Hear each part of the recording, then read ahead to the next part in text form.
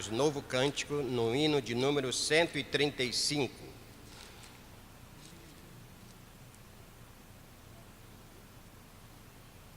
Um, 3, 5.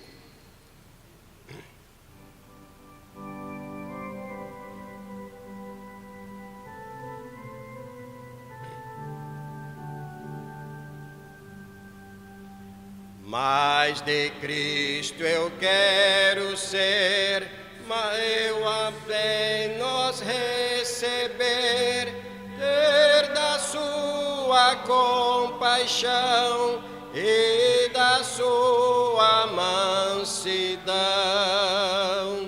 Mais de Cristo, mais de Cristo, mais do seu puro e santo amor, mais de ti, meu Salvador.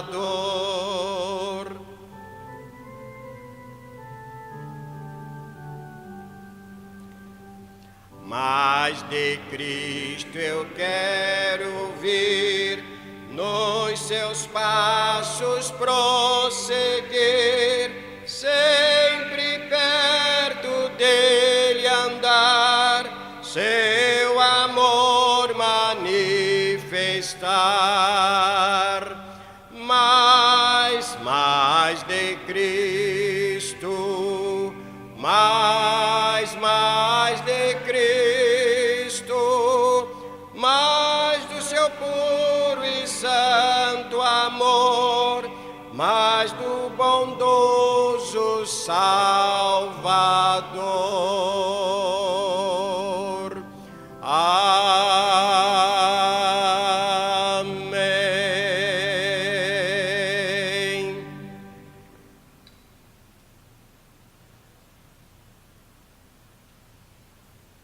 Irmãos, podem assentar, porque a gente vai ler agora o texto que nós iremos estudar. Sei que os irmãos têm respeito pela palavra de Deus, mas é porque a perícope é longa, a gente vai ler todo o capítulo 9, e eu sei que vocês têm temor no coração de Deus. Então vamos ler ela sentados mesmo, porque ela é uma perícope longa. Eu vou pedir que o Jonas acompanhe, Jonas no microfone. Capítulo 9 do livro de Romanos, que nós estudaremos nessa noite com a graça do nosso Deus. A partir do versículo 1, e de forma responsiva, os irmãos acompanhem. Digo a verdade em Cristo, não minto, testemunhando comigo no Espírito Santo a minha própria consciência. Tenho grande tristeza e incessante dor no coração, porque eu mesmo desejaria ser anátema, separado de Cristo por amor de meus irmãos, meus compatriotas, segundo a carne. São israelitas, pertence-lhes a adoção e também a glória, as alianças, a legislação, o culto e as promessas. Deles são os patriarcas, e também deles, descendentes, o Cristo, segundo a carne, o qual é sobre todos, Deus bendito para todos sempre. Amém. E não pensemos que a palavra de Deus haja falhado, porque nem todos os de Israel são de fato israelitas. Nem por serem descendentes de Abraão são todos seus filhos, mas em Isaque será chamada a tua descendência.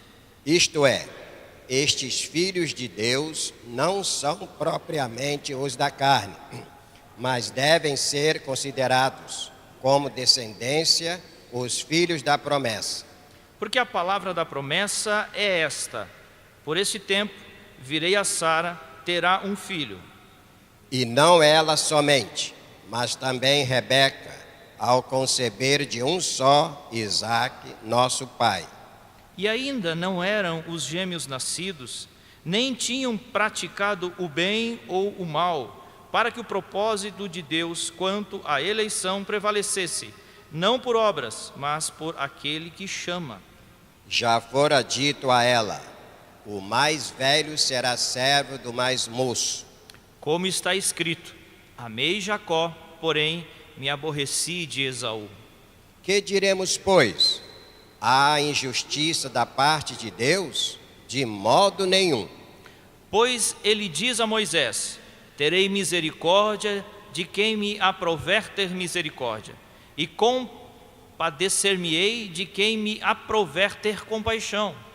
Assim, pois, não depende de quem quer ou de quem corre, mas de usar Deus a sua misericórdia. Porque a Escritura diz a Faraó: para isto mesmo te levantei, para mostrar em ti o meu poder e para que o meu nome seja anunciado por toda a terra. Logo, tem ele misericórdia de quem quer e também endurece a quem lhe apraz. Tu, porém, me dirás: de que se queixa ele ainda? Pois quem jamais resistiu à sua vontade? Quem és tu, ó homem, para discutires com Deus? Porventura, pode o objeto perguntar a quem o fez: por que me fizeste assim? Ou não tem o oleiro direito sobre a massa, para do mesmo barro fazer um vaso para a honra e outro para a desonra? Que diremos, pois, se Deus, querendo mostrar a sua ira e dar a conhecer o seu poder, suportou com muita longanimidade os vasos de ira, preparados para a perdição, A fim de que também desse a conhecer as riquezas da sua glória em vasos de misericórdia, que para a glória preparou de antemão, os quais somos nós, a quem também chamou, não só dentre os judeus, mas também dentre os gentios. assim como diz em Oséias: chamarei meu povo meu ao que não era meu povo, e amada a que não era amada. E no lugar em que se lhes disse: não sois meu povo, ali mesmo serão chamados filhos do Deus vivo. Mas relativamente a Israel, dele clama Isaías: ainda que o número dos filhos de Israel seja como a areia do mar, o remanescente é que será salvo. Porque o Senhor cumprirá a sua palavra sobre a terra, cabalmente e em breve. Como Isaías já disse: se o Senhor dos exércitos não nos tivesse deixado descendência, ter-nos íamos tornado como Sodoma e semelhantes a Gomorra. Que diremos, pois? Que os gentios que não buscavam a justificação vieram alcançá-la, todavia a que decorre da fé. E Israel, que buscava a lei de justiça, não chegou a atingir essa lei. Por quê? Porque não decorreu da fé, e sim como das obras. Tropeçaram na pedra de tropeço.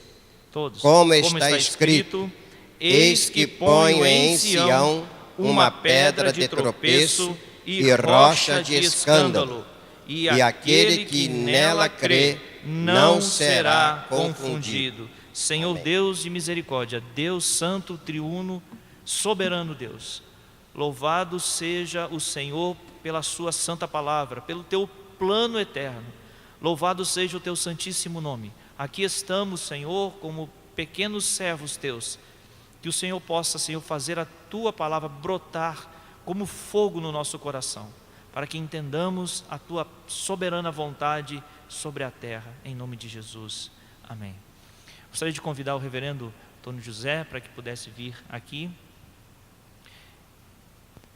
E vou convidar o nosso diácono Vinícius. Por favor, venha fazer uma oração aqui, Vinícius, para que o Espírito Santo esteja iluminando a sua palavra e a vida do nosso professor.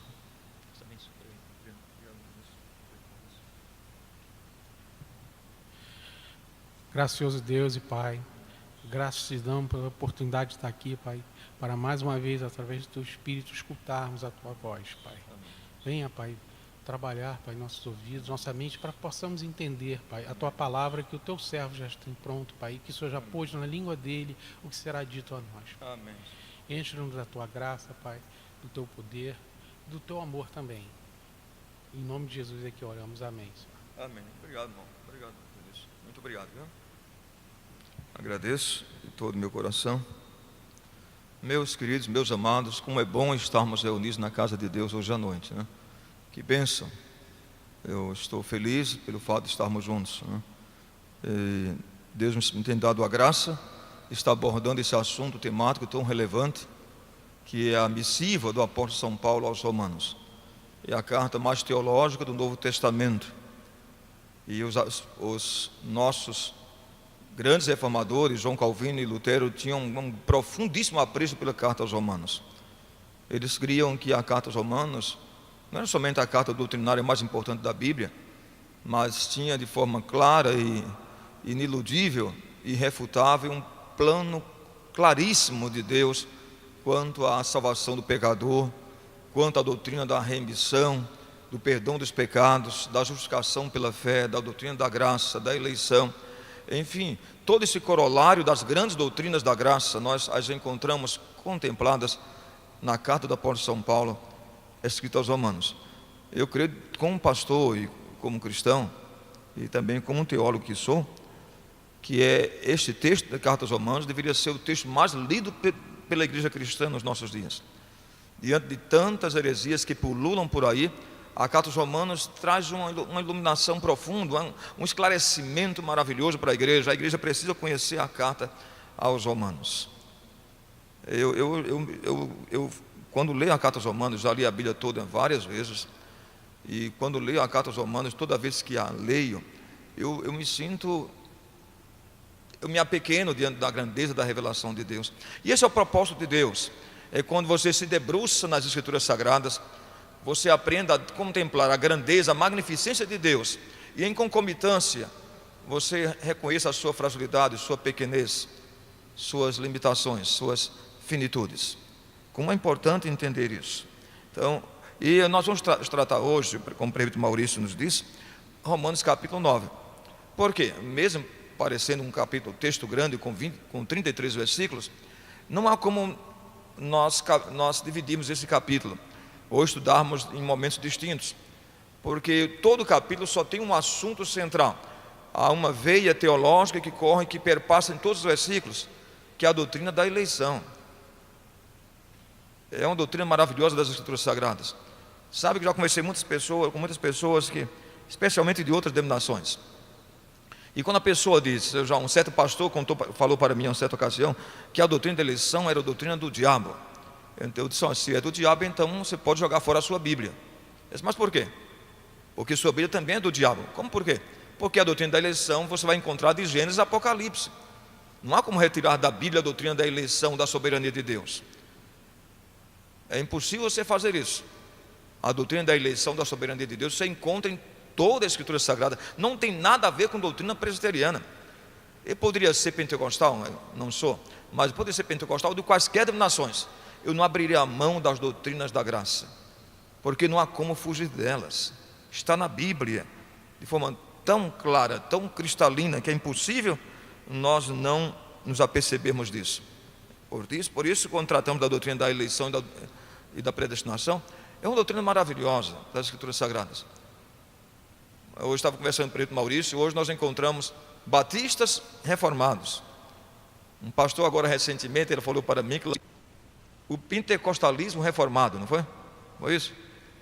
Pentecostal reformado, né? Ou seja, há um número crescente de pastores, até de outras denominações, que estão redescobrindo essa doutrina da Bíblia Sagrada, a doutrina da eleição, porque não há como fugir dela, está na Bíblia. O que você vai fazer se na Bíblia? Ainda que você não entenda, você tem que ter a humildade de dizer, Senhor, ainda que eu não entenda, dá-me pelo menos a humildade para reconhecer a tua grandeza sobre todas as coisas.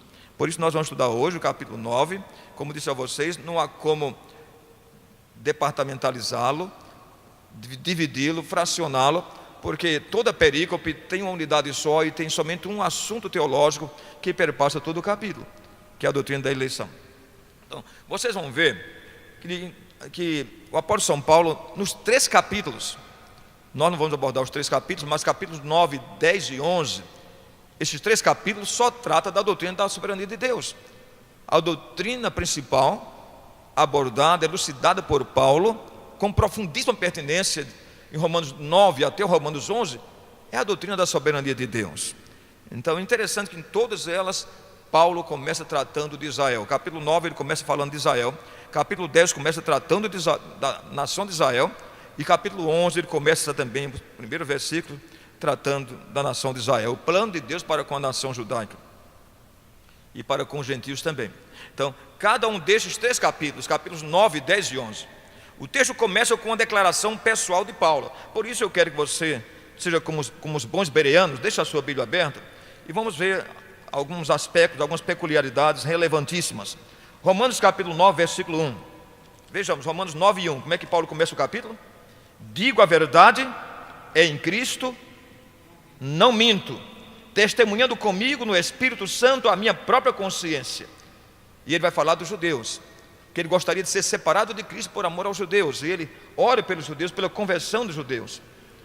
Eu tenho grande tristeza no meu coração, diz ele, porque eu mesmo desejaria ser anátema, ser amaldiçoado, separado de Cristo, por amor de meus irmãos, meus compatriotas segundo a carne. Capítulo 10, diz no capítulo 10, irmãos, olha a ênfase, a boa vontade do meu coração e a minha súplica a Deus em favor deles. Quem eles? Os judeus, são para que sejam salvos. Capítulo 11, pergunto, pois, terá Deus porventura rejeitado o seu povo? De modo nenhum, porque eu também sou israelita, da descendência de Abraão, da tribo de Benjamim. Então os capítulos 9, 10 e 11, Paulo começa tratando do plano salvífico de Deus para com a nação judaica.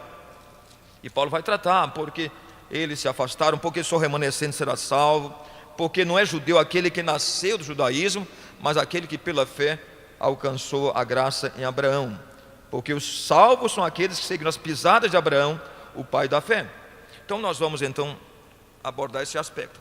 Então o texto começa com a declaração pessoal de Paulo, em Romanos 9, 1, expressando a sua profunda preocupação com o povo de Israel.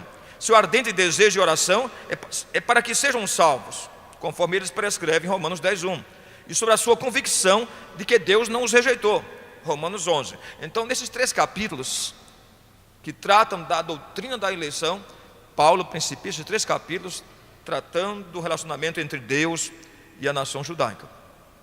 O testemunho histórico, se você ler, vamos ler, vocês já leram, mas deixa a Bíblia aberta, como eu vos falei. Então, quando lemos aqui, Paulo diz que não mente, sente tristeza no seu coração, a sua consciência testemunha disso. Ele desejaria ser separado de Cristo por amor dos seus irmãos, e ele diz que os israelitas são as promessas, a glória, as alianças, a legislação, o culto e as promessas, deles descendem os patriarcas, e também o Cristo segundo a carne. Muito bem, então Paulo demonstra esse zelo, mas é interessante, o que percebemos nesse texto é o espírito missionário de Paulo. O espírito missionário de Paulo, o espírito altruísta de Paulo. Ele não queria fazê-lo, mas ele disse, se for necessário, eu queria ser separado de Jesus por amor dos meus irmãos, não vou fazer isso. Ele não iria fazer, ele não ia separar-se da graça para voltar à lei judaica, mas ele disse que gostaria de, até mesmo se for necessário fosse, ser separado de Cristo por amor aos judeus. Ele mostra isso, um espírito altruísta, a preocupação dele com o seu povo. Interessante que eu já fui a Israel algumas vezes, e algumas vezes que eu fui a Israel, já que eu conheço bem o judaísmo e a língua judaica, algumas vezes eu tive contato com judeus e levava as caravanas para eu conhecer a Universidade Hebraica de Jerusalém. E certa feita, eu conversando com um rabino, ele falou para mim, nós não gostamos de Paulo, porque Paulo o apóstolo São Paulo não deu valor real à lei de Deus. Mas como Paulo não deu? Porque Paulo, em lugar de falar dos valores da lei, Paulo deu muita relevância sobre a salvação pela graça. Ele esqueceu, não foi um bom judeu, esqueceu da lei. Como é difícil explicar para as pessoas que Jesus veio inaugurar a graça. João capítulo 1, 17 diz, a lei veio por Moisés, mas a graça e a verdade vieram por Jesus Cristo. Ninguém pode tirar isso da Bíblia. Você não pode arrancar essa página da Bíblia Sagrada. João começa assim no Evangelho de João, capítulo 1, versículo 17, que a lei veio por Moisés, mas agora, esse novo tempo, a graça não veio por Moisés não, a graça e a verdade vieram por Jesus Cristo. Romanos 1, versículo 17. Então nos capítulos 9 a 15, Paulo demonstra esse método divinamente providenciado de obter essa salvação, e que essa salvação é também histórico, tem um caráter histórico.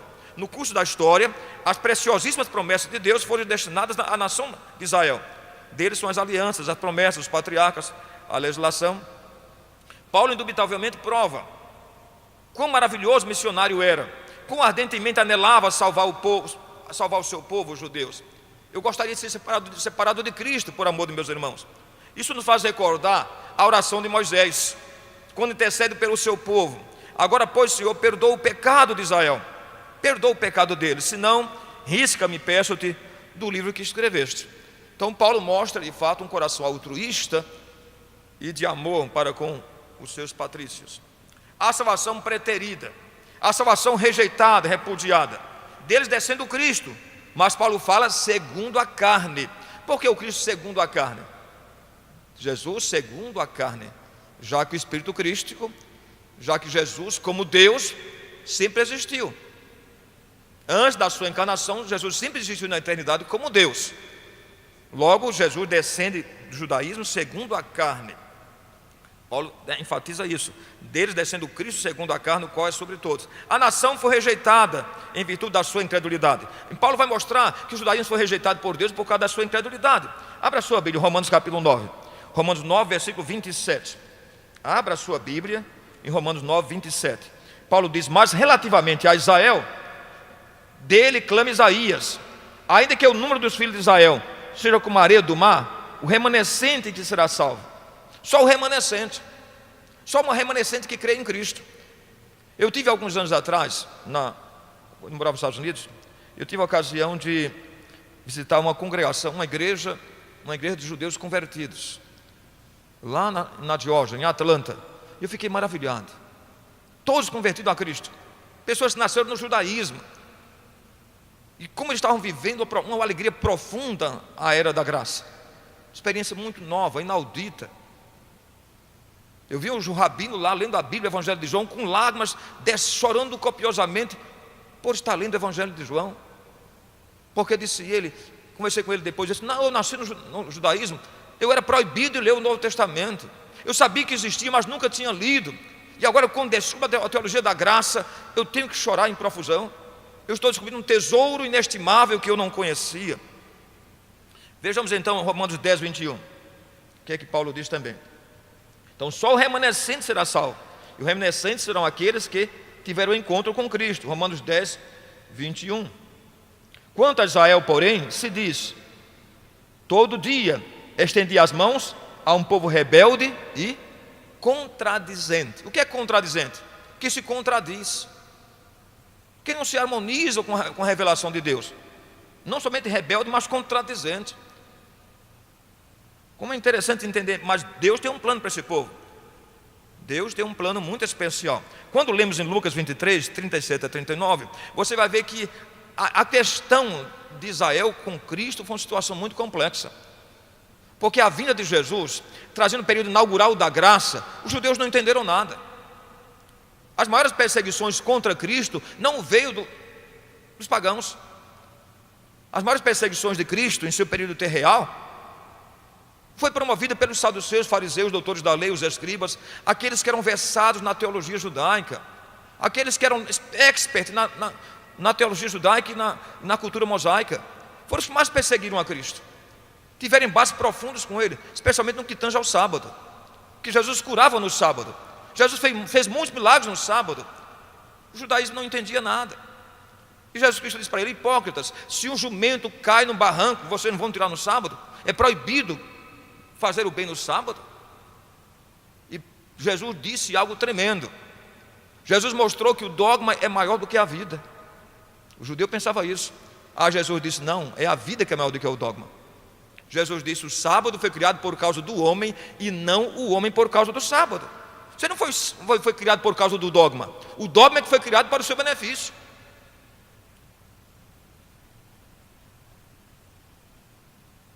Isso é tremendo. Porque na compreensão judaica, o indivíduo vive para a lei. Na graça não.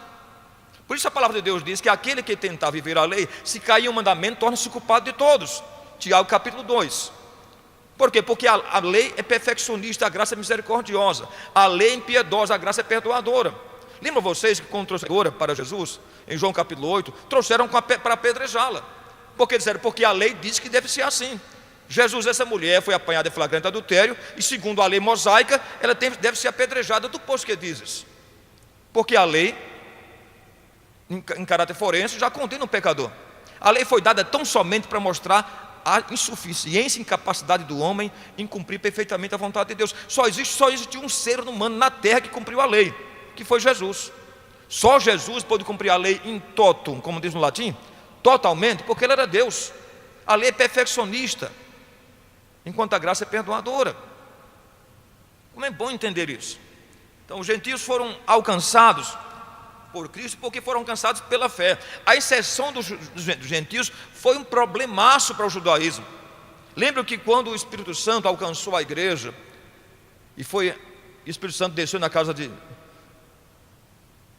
Cornélios, Pedro teve que explicar aos líderes da igreja de Jerusalém. Paulo, com as conversões de Paulo no mundo gentílico, Paulo teve que se explicar. Na ação você vai ver.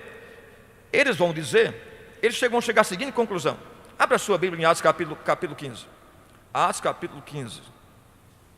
Atos capítulo 15, você vai ver qual foi a decisão que chegou à igreja de Jerusalém na relação lei e graça. Tá bom?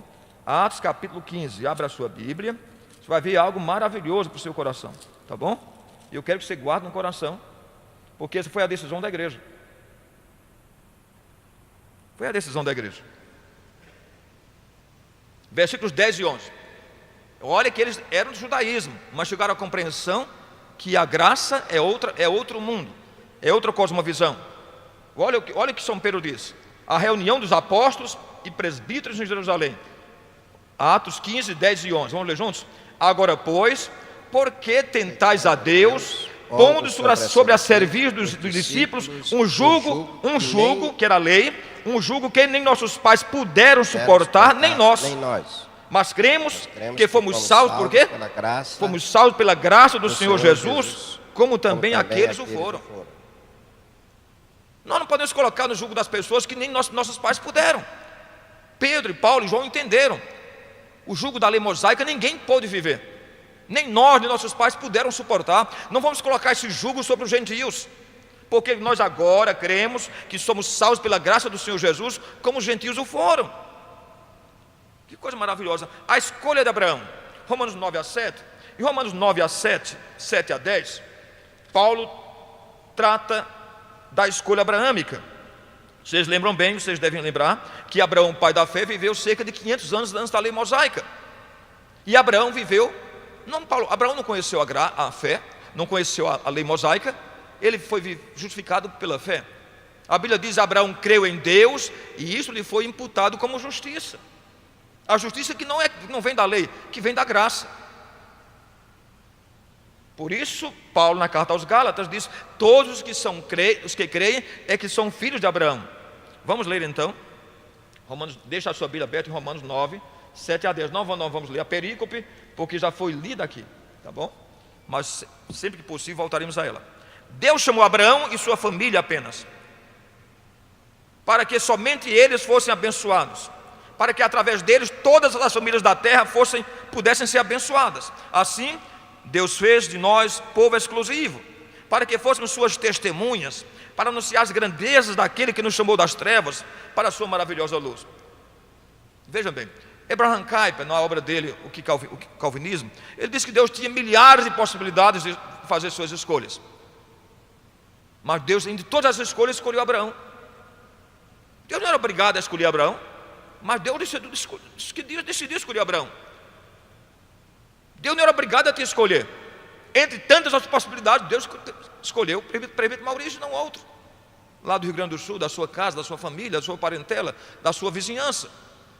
As escolhas de Deus são escolhas de Deus, não são nossas. Não nos cabe de forma nenhuma conjecturar, nem tergiversar, nem tentar questionar as escolhas eternas de Deus, porque as escolhas de Deus são eternas, assim como seus decretos são eternos e são imutáveis.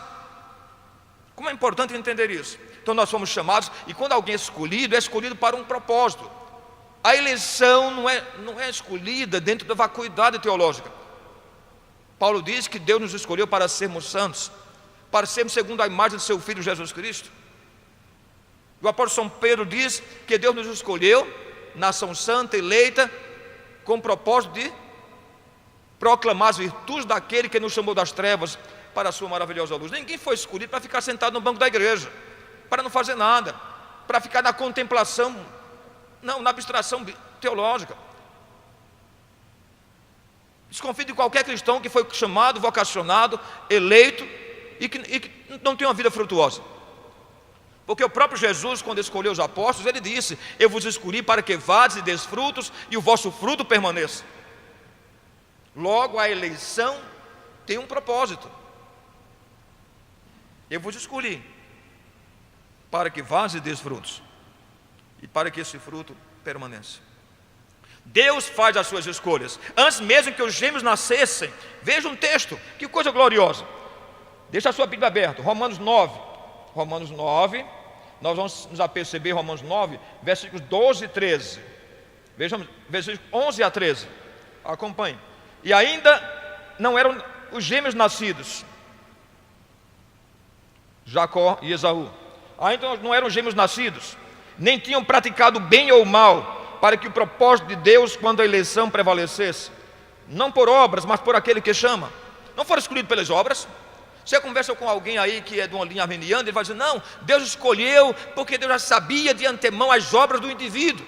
O Paulo está dizendo claramente que não, ninguém foi escolhido pelas obras. Não tinham nascido, não tinham feito mal ou bem ainda, diz o texto. Não por obras, mas por aquele que chama.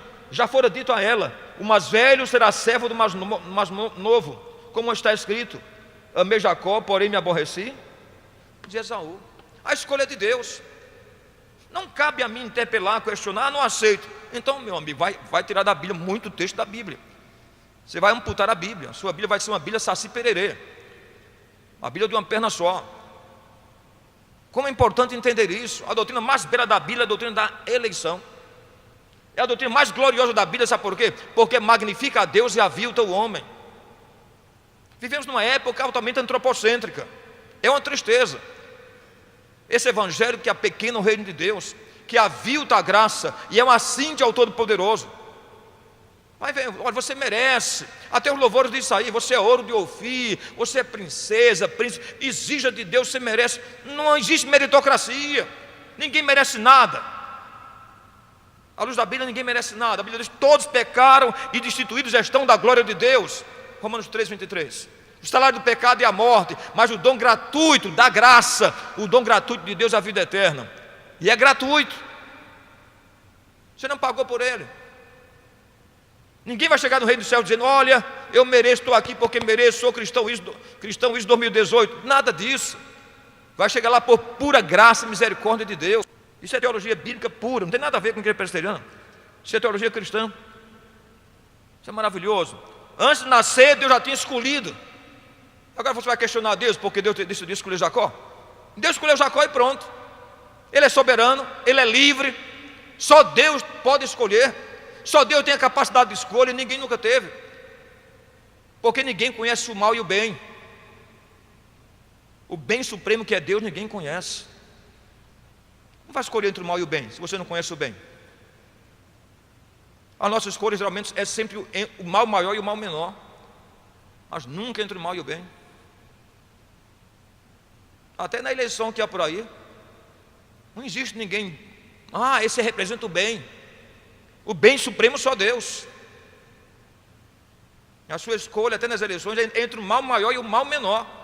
Aquele que menos trará dano ao cristianismo, à sua fé.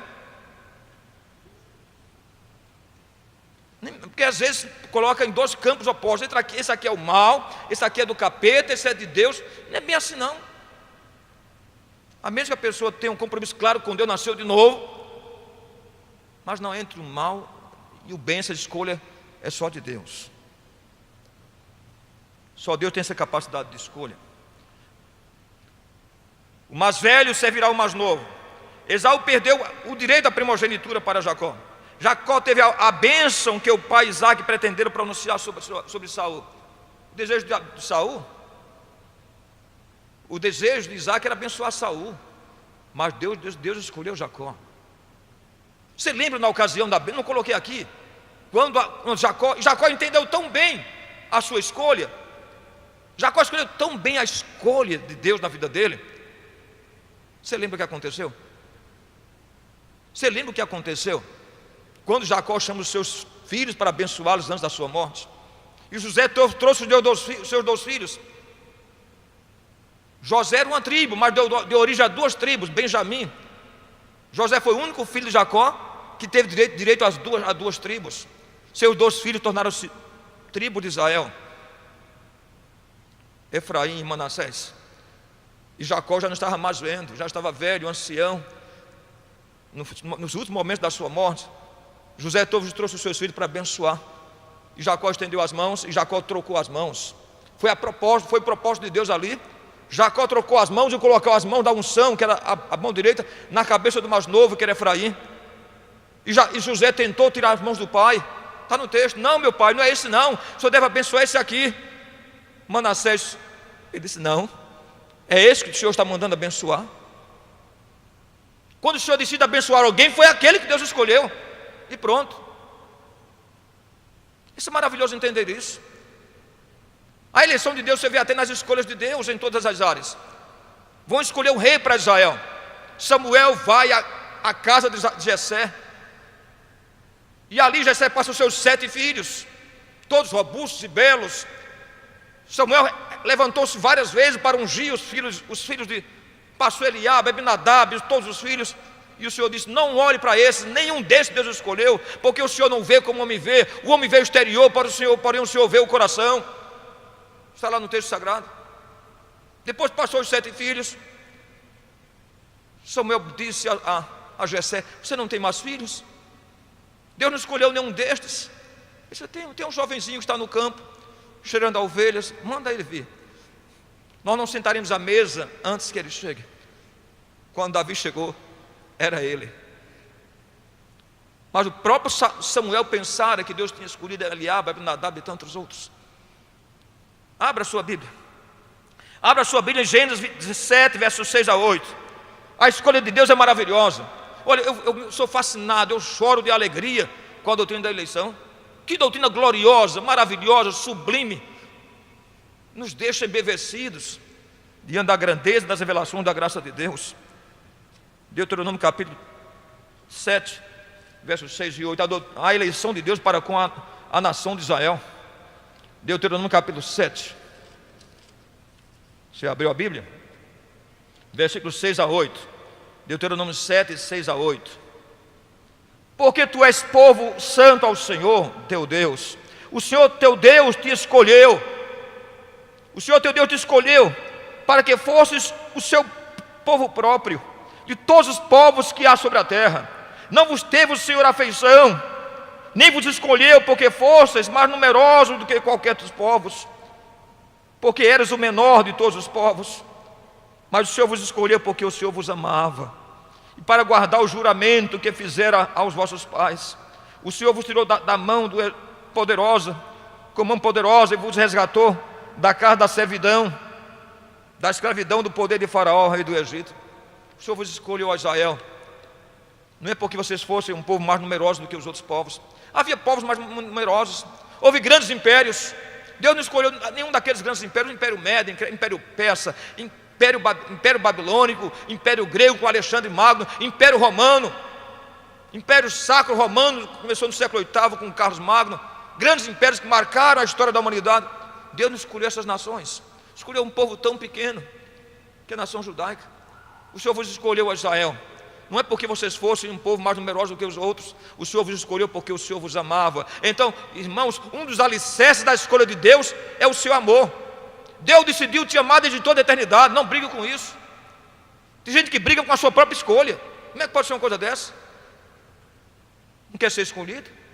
Você não quer ter sido escolhida? É de você louvar a Deus, dizer: Senhor, diante de milhares de possibilidades que o Senhor tinha, porque o Senhor decidiu escolher a mim, Jonas, a mim, irmão Luiz, Vinícius, irmão Zé Carlos, Euclides e cada um de vocês.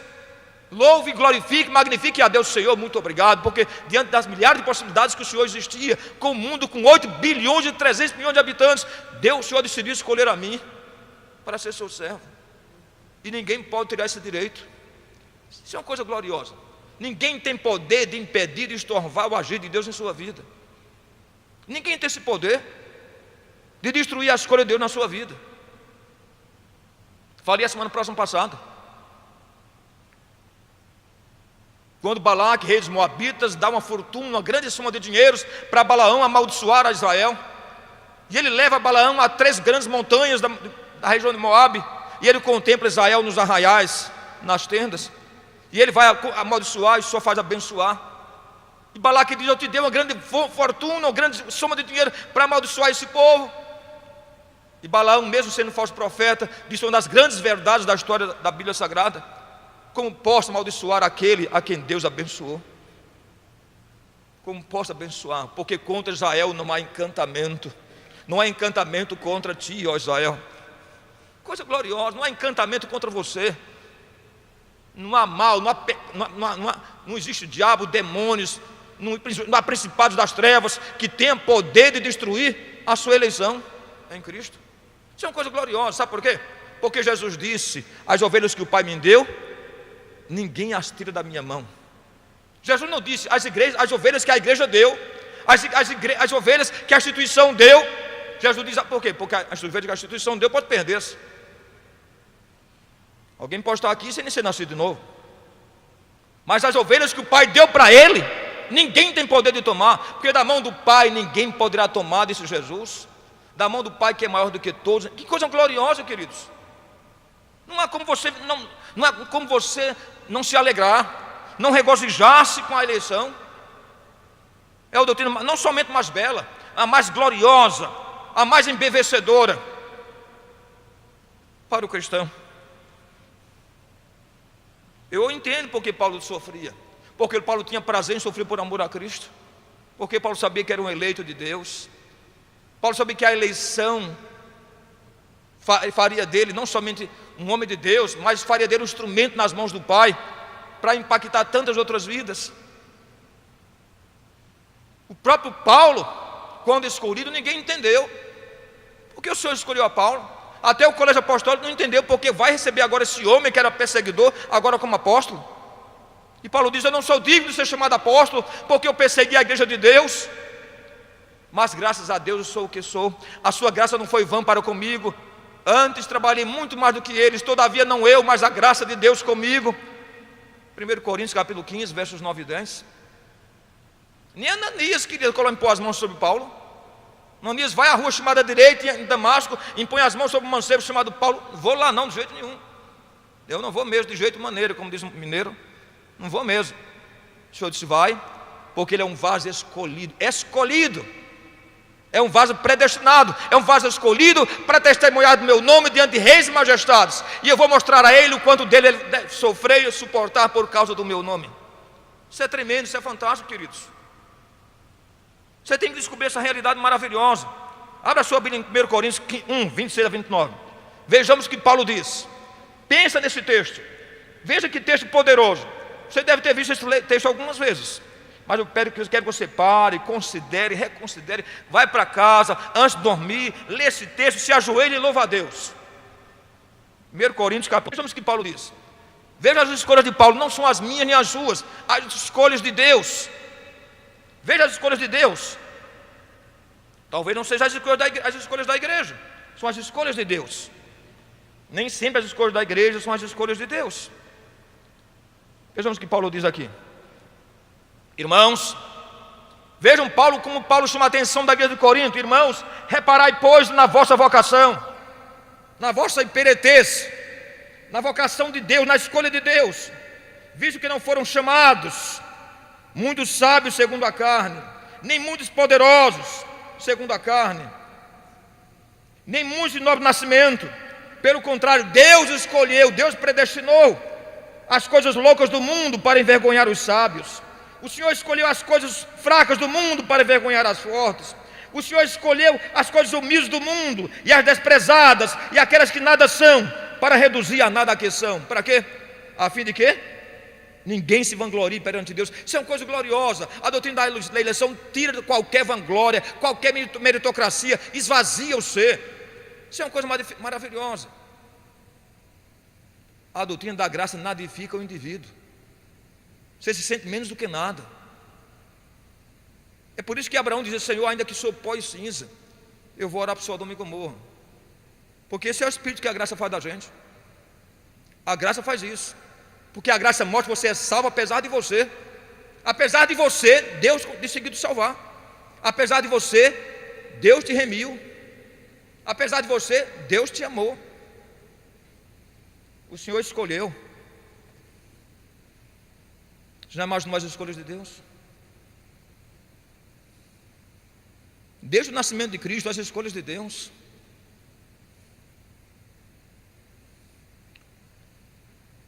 Deus escolheu que Jesus seria um cidadão judeu. Deus escolheu que Jesus também seria um cidadão galileu, terra oprimida, Galiléia dos gentios. Deus escolheu que ele seria chamado Nazareno. Pode do Nazaré sair alguma coisa boa. Deus escolheu que ele nascesse do ventre de uma camponesa de Belém, numa estrebaria. São as escolhas de Deus. Ele nasceu na maternidade de São Luís, lá, uma das mais famosas de São Paulo, na Paulista. O Senhor nasceu na estrebaria porque não havia lugar para ele na hospedaria. São as escolhas de Deus. Sabe o maravilhoso? Sabe o que eu penso nisso? As escolhas de Deus já faz para humilhar o homem. Escolhe as coisas fracas para aniquilar as fortes, as humildes para quebrar os poderosos, as pessoas que não têm nobre nascimento para humilhar aqueles que têm, que acham que têm estipe, têm pedigree. Deus faz isso. Isso é maravilhoso quando pensamos na escolha de Deus. A igreja às vezes não pensa nisso. Eu olhava nos Estados Unidos, que morei lá há vários anos, algumas igrejas que andei, tinha um banco lá, banco da família Thompson. Se você sentar naquele banco, o diácono vinha mandar você sair dali, porque aquela família foi a construtora da igreja. Lá no céu não tem lugar de banco de ninguém. Lá no céu todos são iguais. Lá no céu não há distinção, porque o pecado nos tornou todos igualmente perdidos. Deus nos deu vida quando nós estávamos mortos nos nossos delitos e pecados. Que coisa gloriosa! Logo a virtude é de Deus que nos deu vida, não é nossa. Não há um morto não tem capacidade de reviver. A virtude está naquele que revitalizou o morto. Paulo é muito sábio. Deus nos deu vida quando nós estávamos mortos da Silva.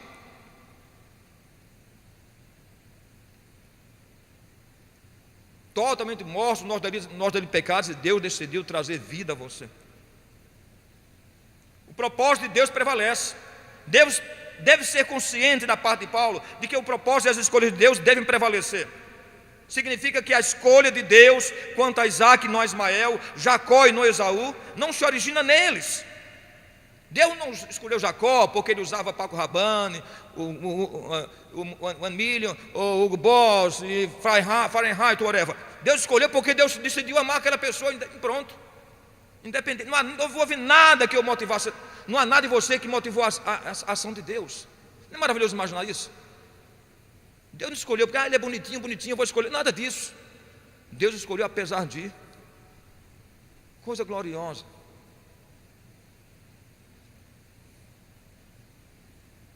Estava lendo uma história nos Estados Unidos, era comum no passado.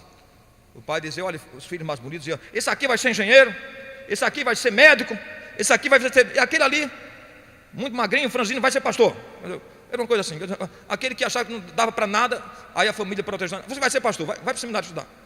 Não vai ser para médico, nem para engenheiro, nem para agrônomo, vai ser pastor. Você não sabe o que Deus faz, né? Quando Deus escolheu o Moody, eu fico imaginando às vezes arminiano nem sabe que Deus o escolheu. E Dwight Lyman Moody foi um homem muito usado por Deus. Milhares de pessoas vieram a Cristo através do ministério de Dwight Lyman Moody, no século XIX. Quando Deus escolheu a Moody, eu fiquei a imaginar, né? as escolhas de Deus. Moody tinha pouco conhecimento teológico. Vários biógrafos dizem que ele praticava erros grosseiros pregando na própria língua inglesa. Não falava bem inglês, não tinha curso de teologia, mas foi aquele homem que Deus usou para levar quase 1 milhão de pessoas a Cristo. Aquele homem que tinha mais vocação para ser rei momo, um homem baixinho, com quase 150 quilos, feio, careca, mas quando aquele homem abria a boca, o Espírito Santo falava. É a escolha de Deus. Vai questionar Deus? Porque Deus escolheu Waldemar Moody e não outro. Deus é maravilhoso. A escolha de Jacó. Para demonstrar as escolhas de Deus, o apóstolo Paulo deixa de lado Abraão e seus 2 filhos, Isaque e Ismael, e volta para a segunda ilustração, Isaque e seus 2 filhos, Jacó e Esaú. Ele mostra que assim como Deus escolheu Isaque e não Ismael para ser objeto da sua promessa, assim também Deus escolheu Jacó e não Esaú. Segunda pergunta: Deus é injusto? Então, diante das escolhas de Deus, ele pergunta: e Deus é injusto? É maravilhoso como Paulo usa a diatribe. Já falei várias vezes, a diatribe é um recurso literário da filosofia grega. O sofista fazia isso, o filósofo sofista. Ele levantava a questão e ele suscitava a questão e respondia. Paulo é especialista na diatribe. Paulo suscita a questão e depois ele mesmo esclarece a questão, elucida a questão. E ele pergunta: Deus é injusto? Vocês judeus acham que Deus é injusto nas suas escolhas? Se Deus escolheu os gentios agora, o que é que vocês têm a ver com isso? Se o Senhor decidiu inserir os gentios no pacto da graça, demonstrar que os gentios também fazem parte do aspecto pactual de Deus com o seu povo, agora são judeus e gentios um só povo.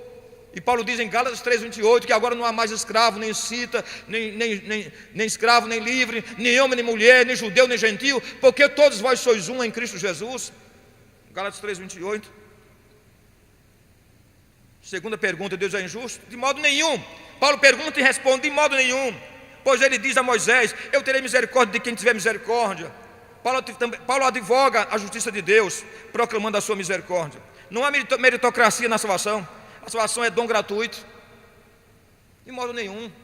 O mérito é de Deus. O mérito não é do homem ter sido escolhido. O mérito é de Deus. Deus decidiu de escolher e pronto. Glorifique a Deus por isso.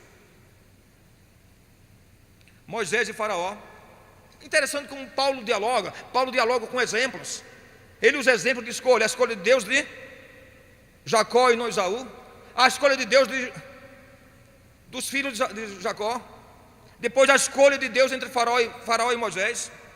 Para Paulo, essas palavras divinas ditas a Moisés, versículo 15, e a Faraó 17, Romanos 9, ambas registradas no livro de Êxodo, complementam-se mutuamente. E assim ele resume no versículo 18: portanto, Deus tem misericórdia de quem Ele quer. A mensagem dada a Moisés. E endurece a quem quer. Mensagem dada a Faraó. Deus amolece o coração de quem quer e endurece a quem quer. Ele é Deus. Deus não é injusto. Paulo demonstra que todos são pecadores e culpados aos olhos de Deus. Romanos 3, 9 e 19. Ninguém merece ser salvo. Recebeu o que se merece, o juízo, ou recebeu o que não se merece, a salvação. Em ambos os casos, Deus não estará sendo injusto. Se alguém se perder, a culpa é sua. Mas se alguém for salvo, o crédito é de Deus. Quem jamais resistiu à sua vontade? Se a salvação depende da vontade de Deus, e se nós não podemos resistir à sua vontade, é justo que Deus fique cobrando de nós? Se é Ele que decide as coisas? Paulo pergunta isso. Paulo apresenta 3 respostas, todas elas concernentes a quem é Deus. Os nossos problemas nos parecem solúveis porque nós temos uma imagem distorcida das coisas. Esse é o problema nosso. Nós somos muito cartesianos, queremos entender as coisas dentro da perspectiva humana. Queridos, nós não temos capacidade. As escolhas de Deus são eternas, assim como é eterno o ser de Deus, os decretos de Deus. Nós somos seres circunstantes, dentro de um aspecto temporal. Deus é atemporal, as suas escolhas são atemporais. Como é que você, limitado pelo tempo e pelo espaço, vai entender quem é Deus? Certa feita, Santo Agostinho estava às margens do mar Mediterrâneo, e ele ouviu uma voz: Agostinho, faz uma cavidade na areia. Agostinho fez. Vai ao mar Mediterrâneo e traz nas tuas mãos a água do mar Mediterrâneo. e coloca nessa cavidade. Ele ia, toda vez que ele ia, voltava, a areia já tinha sugado aquela água. E ele fez centenas de vezes. Senhor, eu não consigo. Como eu vou transportar o Mediterrâneo, Senhor, para essa cavidade que eu fiz na areia? Que absurdo. O Senhor disse também, Agostinho, é isso. Como é que você vai entender o meu ser? Como é que você vai entender a Trindade com a sua mente tão finita, tão pequena? Como é que você vai querer esquadrinhar o ser de Deus? Você já leu Jó capítulo 38 a 41? Precisa ler de novo. Se nunca leu Jó, lê Jó 38 a 41. Quando Deus começou a interpelar Jó, Jó, onde estava você, Jó? Quando eu criei os céus e a terra? Onde estava você quando eu coloquei as estrelas no firmamento? Onde estava você, Jó? Quando eu fixei os astros na eternidade? Onde estava você, Jó? Onde você estava? E Jó foi se apequenando, quase sumindo. Depois daquelas perguntas, Jó disse, Senhor, eu sou miserável, eu me abomino no pó e na cinza, eu pensei que sabia alguma coisa, eu não sei nada. Como você precisa entender isso? Vejamos então as 3 respostas de Paulo, porque Deus pode escolher. Paulo coloca 3 argumentos aqui em forma de pergunta. Primeira pergunta, quem é você? Vejam bem, pode ler o texto, deixa a sua Bíblia aberta em capítulo 9. Capítulo 9. Primeira pergunta, está no versículo 19. Versículo 20. Quem és tu? Romanos 9 e 20. Quem és tu, ó homem, para discutir isso com Deus? Primeira pergunta, quem é você? Depois, segunda pergunta, pode o objeto criado questionar quem o criou? Por que me fizeste assim? Está aqui. Porventura pode, versículo 20 ainda, o objeto criado perguntar quem o criou, por que me fizeste assim? Terceira pergunta, ou não tem o oleiro poder sobre o barro? Deus é livre e soberano. Você pode discutir com Deus? Pode o objeto criado perguntar ao seu Criador por que o modelou desta forma? Por que o criou desta forma? Pode o barro perguntar a quem o formou por que me fizeste assim? Você já leu aquele texto? Aquele texto é emblemático. A chamada de Jeremias indo à casa do oleiro. Jeremias vai lá. O Senhor diz, Jeremias vai lá, desce. Sabe que Deus faz isso com a gente? Desce para depois subir. Desce. O povo não quer subir, só quer subir. Deus está mandando descer. De Jeremias desce. Desce e vai à casa do oleiro. Toda vez que descemos, que nos submetemos, Deus nos faz subir. O problema é que o povo não quer descer, não quer se humilhar, não quer se aviltar, não quer se quebrantar. Deus não vai abençoar. Deus não enche vasos cheios. Deus só enche vasos vazios. Quem está cheio de si mesmo, de arrogância, de presunção, de soberba, pensando que é alguma coisa, Deus não vai encher não. As vasilhas só foram cheias porque estavam vazias. As vasilhas da mulher na época do profeta Eliseu. Enquanto tivermos vasilhas vazias, Deus enche. Mas se você já é cheio de si mesmo, não precisa que Deus planifique sua vida, nem a minha vida. A ênfase de Paulo reside no fato de que o oleiro. Então Jeremias vai lá. E quando Jeremias chega lá, o que acontece? Ele vê o oleiro trabalhando, forjando com as suas mãos um lindo cântaro. E o cântaro se quebra. O que é que o oleiro faz? Ele umedece com água, umedece o barro e faz dele um novo cântaro. E o Senhor falou, o Espírito Santo falou ao coração de Jeremias. Jeremias não poderia fazer isso com a nação de Israel? A nação de Israel é o barro, eu sou o oleiro. Jeremias capítulo 18, versículo de 1 a 6. A ênfase de Deus reside no fato de que o oleiro tem todo o poder de modelar seu barro, dele fazendo vasos destinados a diferentes propósitos. Deus tem pleno direito de lidar com a humanidade caída conforme Ele queira. Esse é o problema do homem. É que o indivíduo parte da premissa de que existe meritocracia. Como é que esse indivíduo pode se perder? Como é que esse indivíduo pode perder? É muito sério. Até a argumentação do inferno é uma coisa triste. Como eu conheço bem grego e línguas originais, já conversei com pastores que negam isso. Eu tenho que explicar na Bíblia. Até a palavra grega. A palavra grega para a eternidade é aionios. E quando a Bíblia fala de Deus, diz Hotheos aionion, o Deus eterno, vida eterna, Rozoe aionion, a mesma palavra. Sofrimento eterno, Rocolacin aionion. Se o sofrimento não é eterno, Deus também não é, porque é a mesma palavra usada na Bíblia, para a eternidade de Deus e para o sofrimento dos perdidos. Mas a gente quer criar eufemismo. Não existe inferno, não, isso é contra o amor de Deus. Meu amigo, o mesmo Deus que salva é o mesmo Deus que condena. A Bíblia diz, eu sou aquele que sara, eu mato e saro. Eu mato e eu faço viver, Ele é Deus. O problema é que a gente não está pensando que Deus está lhe dando com a humanidade caída. Santo Agostinho usou a seguinte expressão: imaginemos que um rei, no seu aniversário, decide perdoar um detento, um prisioneiro, e ele manda no calabouço do seu palácio um oficial de justiça salvar alguém. E ele chega lá, está todo mundo preso ali, condenado, todo mundo com crimes, e ele decide salvar um dos criminosos e perdoar o rei. Aí Santo Agostinho pergunta a Pelágio: Deus foi injusto com os demais prisioneiros? Não, porque todos estavam condenados. Pelo contrário, ele decidiu agir com misericórdia com um deles, segundo o beneplácito da sua eterna vontade, segundo o seu bem-querer, sua volição sagrada e santa. Deus não foi injusto para com os demais prisioneiros, porque todos estavam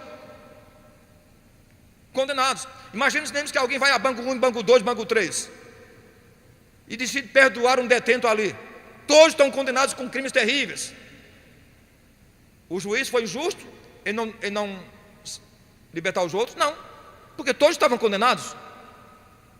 Aquele que foi salvo é que deve louvar a Deus por ter sido escolhido. É isso que aconteceu com nossas vidas. Deus, todos nós mortos, nós delitos e pecados, e Deus decidiu reviver alguns. Não há injustiça da parte de Deus, porque todos estavam destruídos, todos eram pecadores e estavam condenados. O problema é que a gente não pensa assim. A palavra que o homem odeia hoje é a palavra pecado. Daqui a pouco existe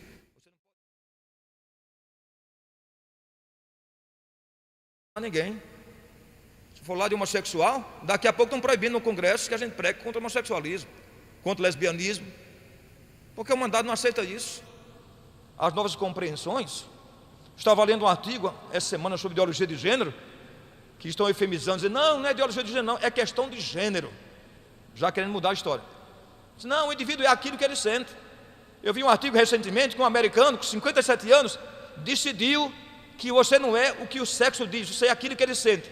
E ele acha que ele é uma criança de 7 anos que está aprendendo está andando de calcinha e de sainha, um homem com 57 anos, porque você não é aquilo que é o que sente. Que história é essa? O indivíduo agora com 57 anos decidiu que é uma criança que playground, vai brincar com as crianças, vai deixar suas crianças brincar com ele na escola. Olha que tem história. Você não é aquilo que é. O sexo já não mais determina o que você é. O que determina o que você é o que você sente ser. Se você se acha que é uma menina, você é. Se você que é menina acha que é menino, você é menino. Isso é muito complicado uma história dessa.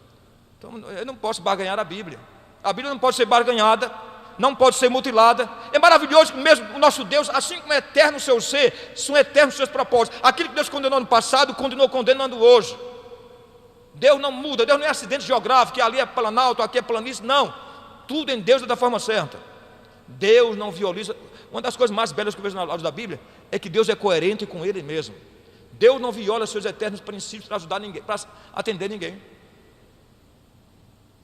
Não se pode manipular a Deus, forjar a Deus. Você não pode comprar a Deus como se fazem com juízes, comprando sentenças. Ele é um juiz imparcial. Isso é maravilhoso imaginar isso.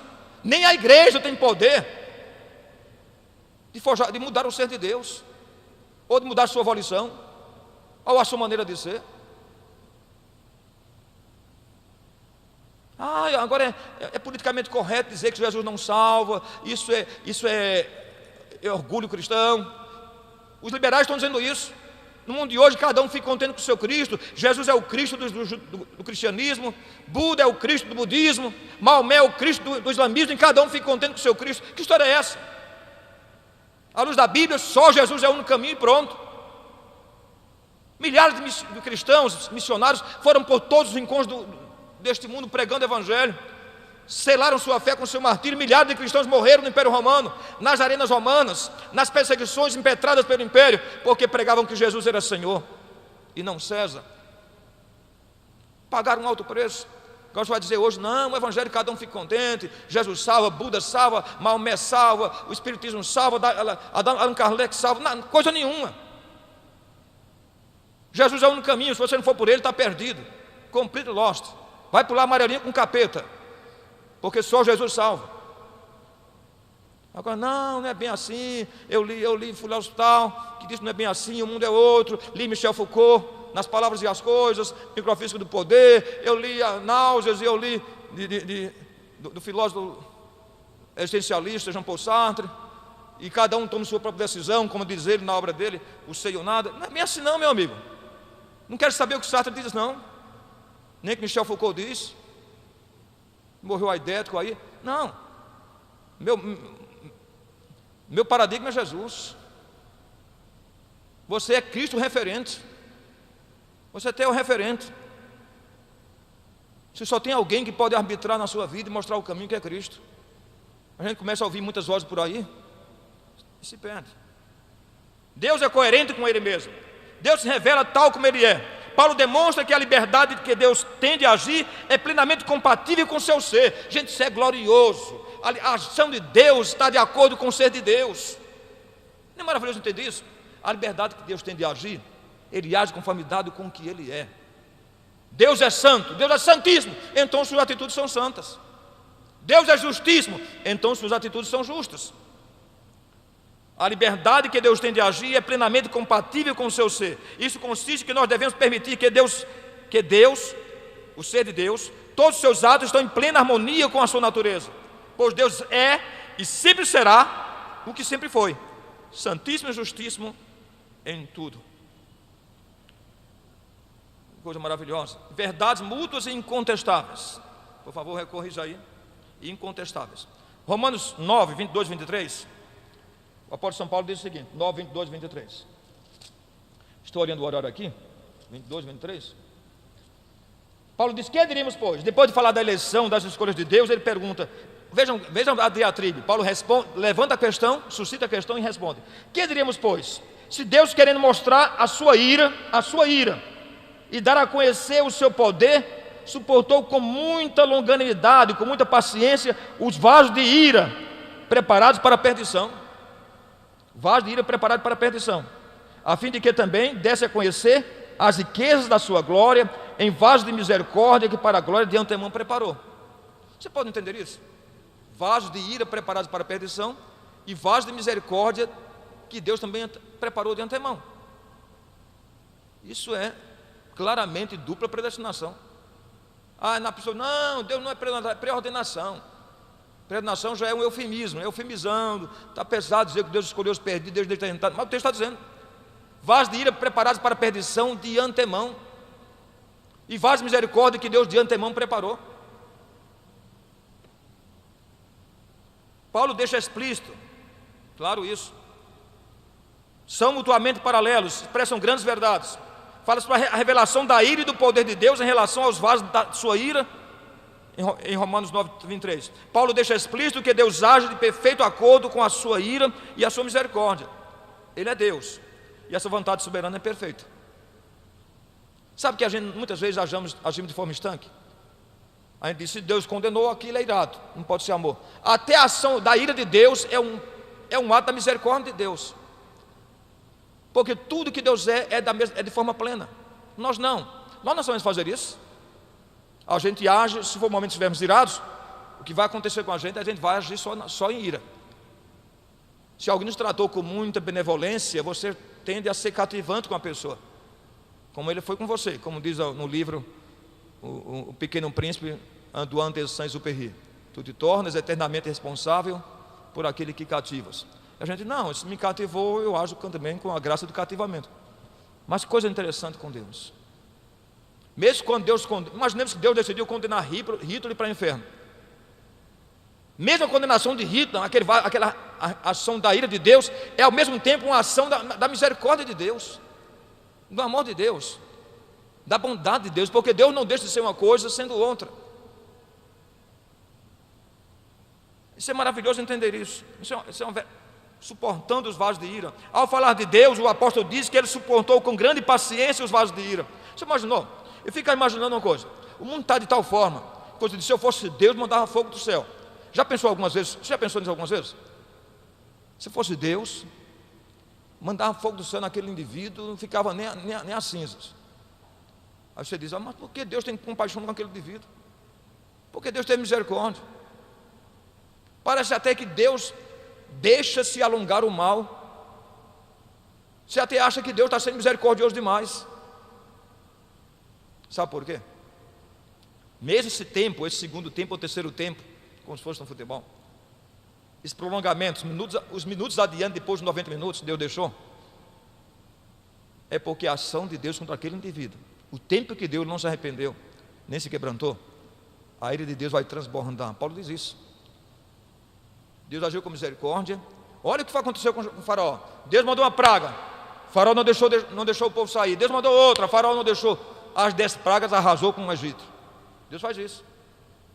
Se você não para, Deus te para. É como o indivíduo está pecando todo o tempo. Peca. Ah, não quer não? Então dá um jeito nele. Pronto.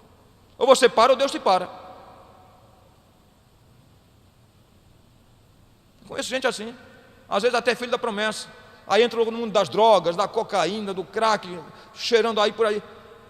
Ele não quer parar não. Não houve conselho de pai, de mãe, ele não quer parar, Deus para ele. De repente o indivíduo morre, aconteceu um acidente com ele, ficou paraplégico, você não entende por quê. Ou ele para ou Deus para ele. Deus sabe quando vai parar as pessoas. Lembra de Hitler? Hitler disse para o mundo que estava inaugurando o terceiro Reich. Disse ele em 1939, quando invadiu a Polônia: eu estou inaugurando o terceiro Reich, o terceiro reino alemão. E esse reino alemão, esse terceiro Reich vai durar 1000 anos. Só durou 6. E o nazismo caiu. Vai brincar com Deus? Vai brincar com o Todo-Poderoso?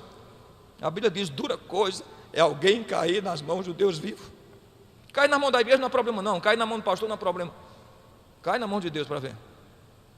Dura coisa é alguém cair nas mãos do Deus vivo. Vai blasfemar contra o Todo-Poderoso, para ver o que acontece. Eu tenho até a compaixão desse mundo. Já essa semana deram a Bíblia de vida e jogou no lixo, isso aí. Aí deram uma Bíblia vermelha, como se a Bíblia fosse comunista, sei lá o quê. Deram uma Bíblia de vida, não sei quem deu esse indivíduo, ou ingênuo, ou por ingenuidade, ou falta de sabedoria. Deu uma Bíblia, uns candidatos aí, ele pegou depois do palanque e jogou no lixo. Muito bem. Vamos sério. Vamos parar por aqui por causa do tempo. Tá bom? Mas quando voltarmos, na próxima ocasião, então, nós sequenciaremos. Já falei com o preto Maurício, depois ele fala com vocês, né? Porque eu estarei viajando, vou fazer uma conferência em Marabá, sul do Pará, quinta-feira. Viagem para Belém, de Belém, vou de avião para Belém, de Belém vou 15 horas de ônibus ainda para Marabá, sul do Pará, para falar aos missionários de Altamira, Marabá, Santarém, Tucuruí, Itaituba, aquela região toda, para falar para os missionários da nossa denominação sobre missões.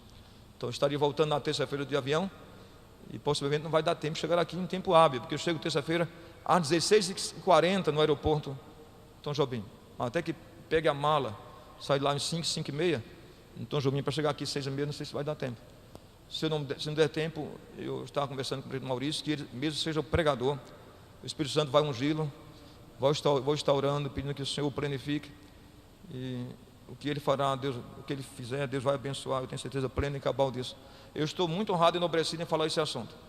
Vocês não sabem como eu estou vivendo essa realidade do texto. Eu conheço bem a carta aos Romanos. Quando eu vou falar para vocês, é porque eu já li um mundo de obras. Porque eu não fico dizendo, porque Calvino. Porque eu prefiro dizer a Bíblia diz. Porque eu prefiro dizer o que a palavra de Deus diz, do que simplesmente estar fazendo enunciados teológicos todo o tempo. Mas quando vou ler isso aqui, já li Calvino, já li William Hendricks e tantos outros comentaristas reformados. Eu li pelo menos uns 15 comentaristas, grandes teólogos reformados, antes de fazer uma palestra dessa. Mas não fico dizendo todo o tempo, Calvino disse. Eu lembro, eu tive um pregador, um professor nos Estados Unidos, foi meu professor de teologia, e ele disse que teve uma experiência de conversão na sua mocidade. E ele nasceu no lar presbiteriano, terminando só com essa ilustração. Ele disse, mas eu era da escola dominical, mas eu não era nascido de novo. Até que houve uma conferência no estádio de futebol, e eu fui ouvir o pastor, o Dr. Billy Graham pregar. E ele disse, o que me levou a Cristo é porque eu nunca ouvi um homem dizer tantas vezes, the Bible says, the Bible says, the Bible says. A Bíblia diz, a Bíblia diz, a Bíblia diz. É isso que muda, porque a palavra de Deus diz que a fé vem pelo ouvir, e ouvindo a palavra de Deus. É isso que muda, é isso que fica. É a Bíblia Não é a minha palavra, nem a palavra de João Calvino, nem o de Henry vai mudar o seu coração, mas a palavra de Deus tem poder para isso. A palavra de Deus tem poder para transformar a sua vida. A palavra de Deus é poderosa. A Bíblia diz, a Bíblia diz, a Bíblia diz. Que o Senhor abençoe a sua vida. Esses estudos, Maurício vai colocar no site da igreja, tá bom? E Maurício, ainda amanhã eu vou mandar, porque eu vou viajar. Então ainda amanhã, se Deus quiser, pela graça de Deus, eu vou mandar para você, tá bom? O estudo digitado, para que vocês tenham acesso. Porque isso aqui que eu posso mostrar para vocês é uma pequena parte do estudo que eu mando para Maurício, para ele colocar para vocês no site da igreja, né?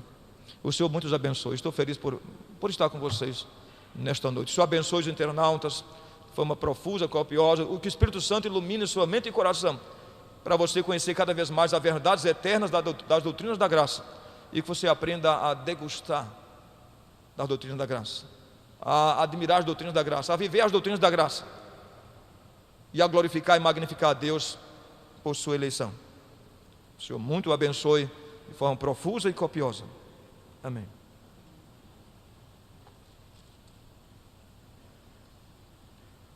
Vamos ficar em pé e cantarmos a primeira e última estrofes do hino 164, escolhido pelo nosso amado reverendo Antônio José. Quando ele falou que ele ouviu Billy Graham dizer, e quando fala Billy Graham eu toco no meu, ele sabe do carinho que eu tenho. Uma vez eu falei para ele lá em cima, Billy Graham era um homem de 1,92 m, e ele pegava a Bíblia assim com a mão esquerda e falava, The Bible said, for God so loved the world, that he gave his only begotten Son, for the Bible said, for God so loved the world, that he gave his only begotten Son, for whoever believes in him will not perish, but have everlasting life. João 3,16.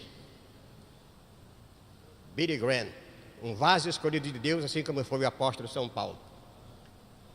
Primeira e última estrofe, 164.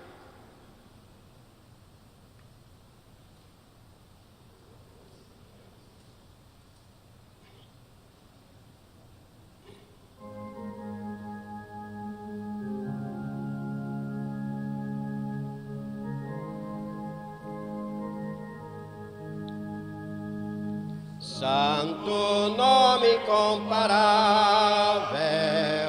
tem Jesus, o amado Rei, Rei dos reis, Senhor eterno, Deus da terra, Deus dos céus, nome bom, doce a fé, a esperança do porvir.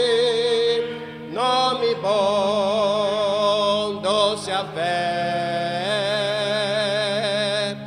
a esperança do porvir.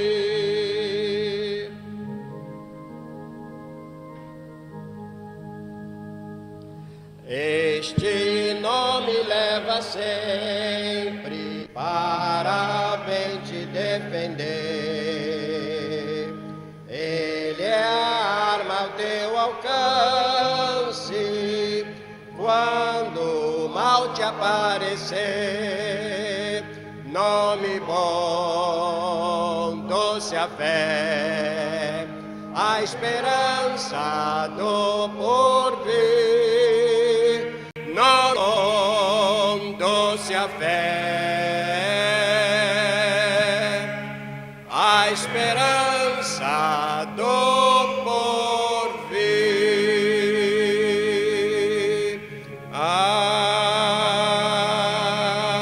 Amém. Amém.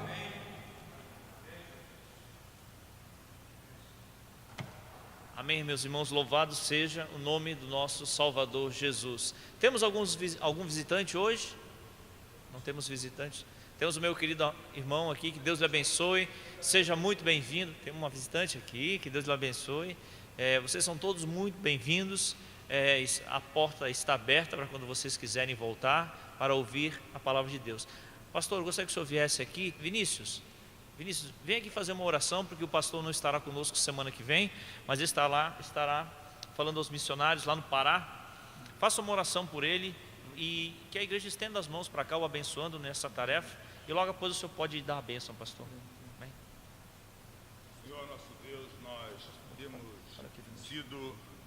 Senhor nosso Deus, nós temos sido ricamente abençoados pelo Teu servo, Senhor, que tem nos trazido a palavra. A Tua palavra tem entrado profundamente em nossos corações e nós temos tido esclarecimentos. Por isso pedimos, Senhor, que Tu continue a abençoar o Teu servo e que nessa viagem, Senhor, a Tua palavra também seja continuamente pregada como Ele tem feito aqui, Senhor. Leva o Teu servo, leva junto com ele o Teu Espírito Santo, que é esclarecedor, Senhor. Dá-nos, Senhor, a oportunidade de continuarmos, Senhor, te servindo, Senhor, caminhando contigo, Senhor, aprendendo da Tua palavra. Nós te agradecemos por essa igreja, pela oportunidade que temos de estar estudando a Tua palavra.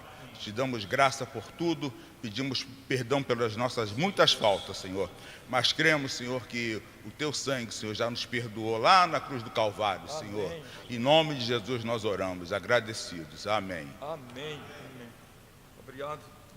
O Senhor te abençoe e te guarde.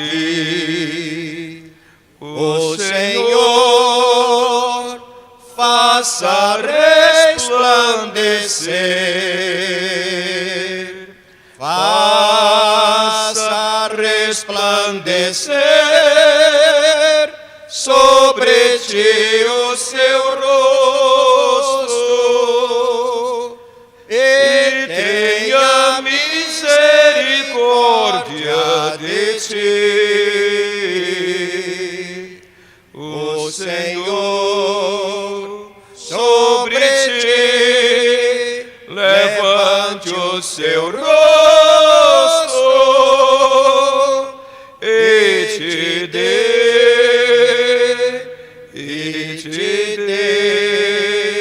a paz. Receba a bênção do Santo. Que a graça excelsa de nosso Senhor e Salvador Jesus Cristo, o amor de Deus, nosso Pai, esse amor tão vasto, esse amor imenso, esse amor tão grande que não tem mensuração, esse amor que nos conquistou no Gólgota, no Calvário, e a comunhão, as alegrias, as virtudes e a ternura do Espírito Santo, repouse sobre vós permaneça até Cristo voltar. Amém, Jesus. Amém.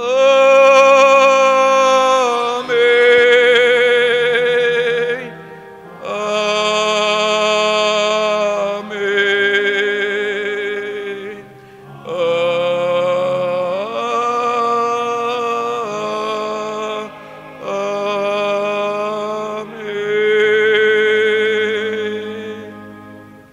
Amém, Jesus.